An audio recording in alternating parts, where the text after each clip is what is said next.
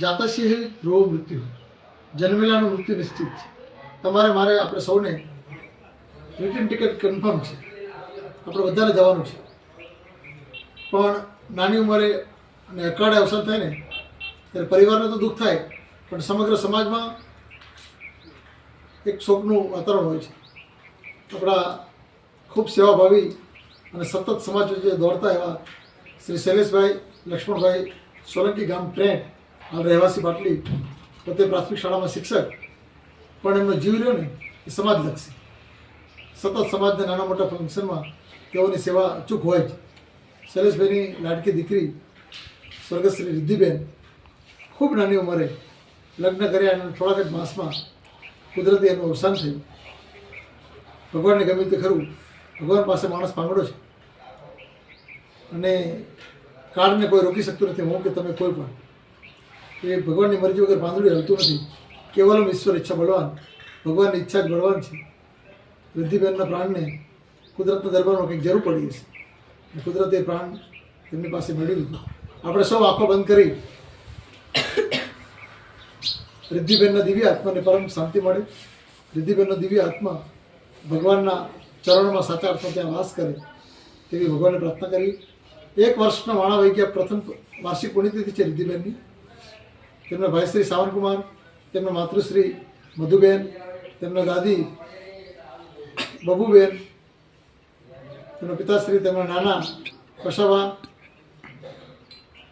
ગણેશભાઈ વરમોરથી, બધા જ પરિવારજનો આપણને સાત્વિક ભોજન કરવા આવે છે.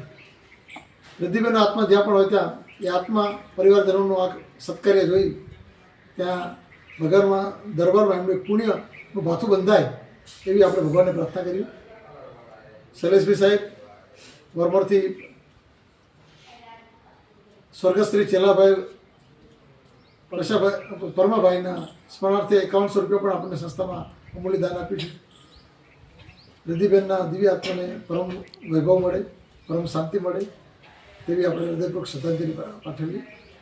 ઓમ શાંતિ શાંતિ શાંતિ. ખૂબ ખૂબ આભાર શૈલેષભાઈ સાહેબ, ખૂબ ખૂબ આભાર મધુબેન, ખૂબ ખૂબ આભાર સાવનભાઈ, ખૂબ ખૂબ આભાર બબુબેન,